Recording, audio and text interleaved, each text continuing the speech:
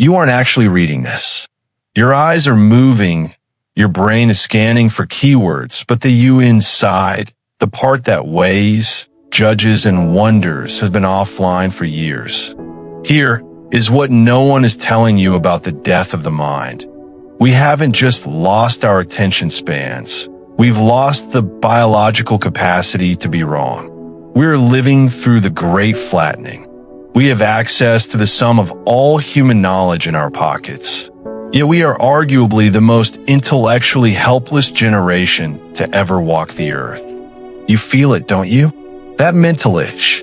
The feeling that your thoughts aren't actually yours, but are just downloads from an algorithm that knows your triggers better than you do. Today, we're going to peel back the layers on why the thinker is becoming an endangered species, and why, if we don't wake up, you might be the last person to ever have an original thought.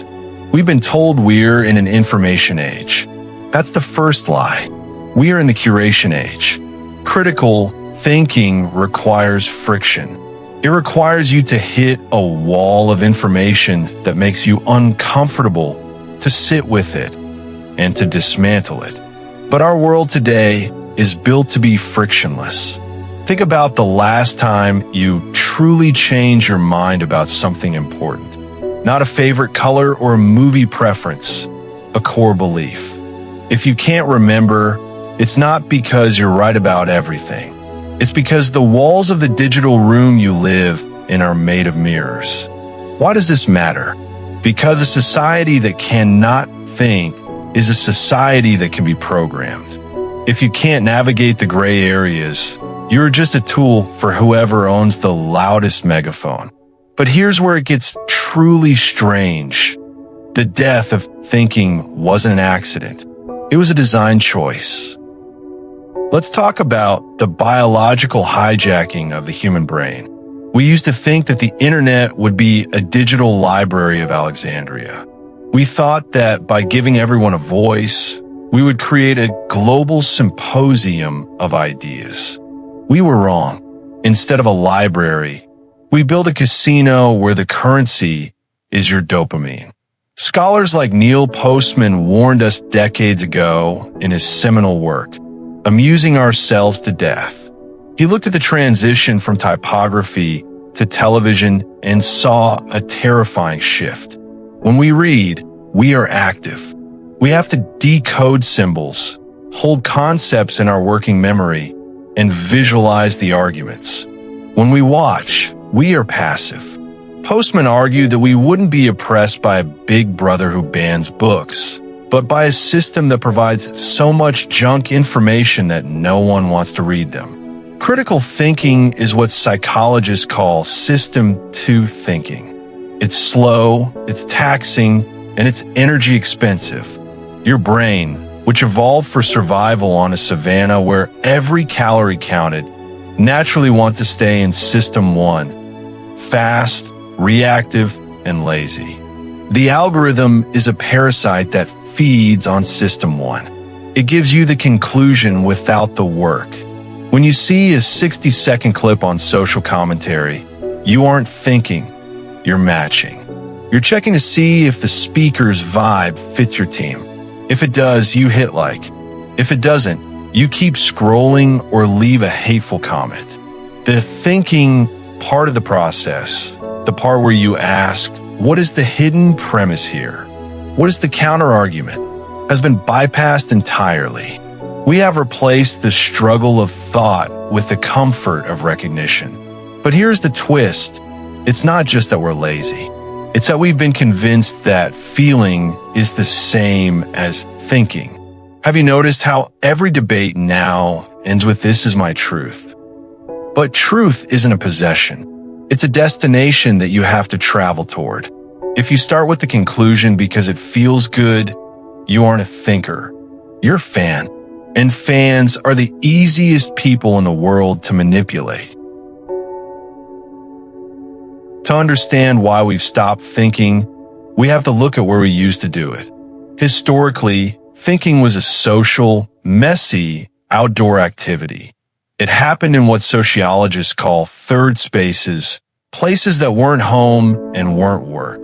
The coffee house in 17th century London was known as a penny university because for the price of a cup of coffee, you could engage in hours of debate with scientists, poets, and merchants. These are the gyms for the mind. You were forced to look a human being in the eye while you disagreed with them. That physical presence created a politeness filter that allowed for nuance. You couldn't just block someone in a 1700s coffee house. You had to navigate the social friction. Today, our third space is the comment section. And if the cafe was a gym, the comment section is a toxic waste dump. There is no nuance in a thread of 280 characters. You can't have a Socratic dialogue with someone whose profile picture is a cartoon and whose goal is to ratio you. The German philosopher Jürgen Habermas talked about the public sphere, a place where private people come together as a public to hold power accountable through reason. That sphere hasn't just cracked, it's evaporated. We've traded the public sphere for the echo chamber. And in an echo chamber, the only thing that grows is the volume, not the insight. But here's where it gets truly strange. We actually like the echo chamber. Friction causes cognitive dissonance, and cognitive dissonance feels like physical pain. We have built a world that acts as a local anesthetic for the mind. We are so comfortable that we are becoming intellectually paralyzed. If the digital world is the cage, then the education system is the factory that built it. We have to ask ourselves, why does a 12-year education leave most people unable to spot a basic logical fallacy? The answer lies in the Prussian model. Our modern school system was designed in the 19th century to produce two things: obedient soldiers and compliant factory workers. It was never intended to produce thinkers. A thinker is dangerous to a factory. A thinker asks why. A worker asks how much, and when do I leave? We have moved from a classical model of education, which focused on the trivium, grammar, logic, and rhetoric, to a standardized model. We no longer teach kids how to think. We teach them how to test. We give them a multiple choice world. Option A, B, C, or D. But life isn't multiple choice. Life is an essay question where the prompt is missing. When you spend 20 years being rewarded for memorizing the right answer, you lose the ability to sit with a wrong one. You become terrified of the gray area. You crave the certainty of a rubric.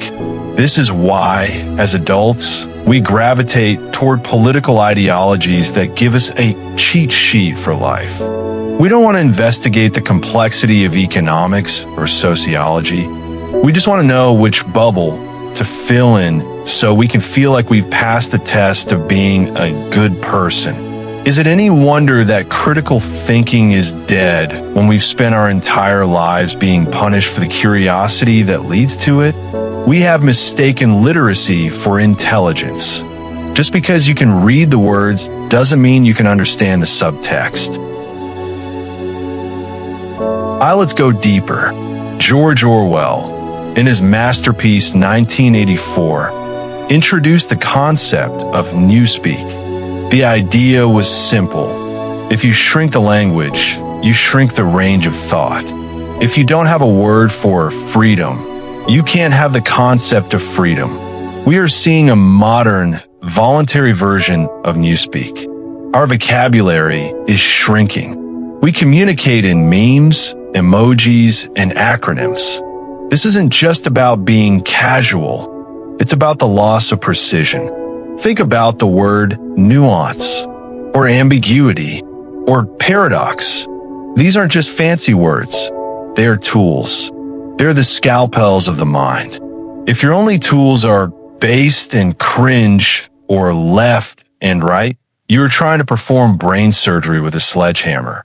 When we lose the words to describe the middle ground ceases to exist in our minds.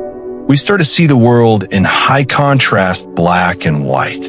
This is why modern discourse feels so violent.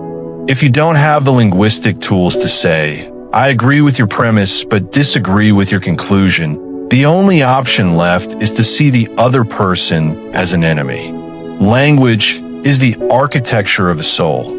If you live in a linguistic shack, your thoughts will be small and cramped. But if you build a cathedral of language, you can house complex, contradictory, and beautiful ideas. The last generation of thinkers is the generation that still remembers how to use words as more than just weapons. There's a final, darker reason why thinking is dying. Fear. We live in a reputation economy. In the past, if you said something stupid or explored a bad idea, it happened in a conversation that disappeared into the air. You could grow. You could try on an identity and discard it. Today, every thought you express is etched into the digital permafrost. It is searchable. It is permanent. This has created a chilling effect. Critical thinking requires you to play devil's advocate. It requires you to explore the dark side of an argument just to see what's there. But in a world of instant screenshots and cancel culture, exploring a dangerous idea is seen as a moral failing. We have become a society of intellectual cowards. We are so afraid of being associated with the wrong crowd that we stop asking the wrong questions. But the wrong questions are often the only ones worth asking. If you are more afraid of being shunned than you are of being wrong, you have already stopped thinking. You have outsourced your conscience to the crowd, and the crowd is never a thinker. The crowd is an organism that moves on instinct and anger. So where does this leave us? Is the thinker officially extinct? Not yet, but the path back is a radical one. It's not about learning more facts. We have plenty of facts. It's about changing your relationship with information. First, you have to embrace friction. You have to intentionally seek out the voices that make your skin crawl and try, truly try, to understand their internal logic. Not to agree with them, but to map their mind. Second, you have to reclaim your language. Read things that were written before you were born. Read books that are too long and too difficult. Force your brain to expand to fit the text, rather than waiting for the text to be condensed into a summary.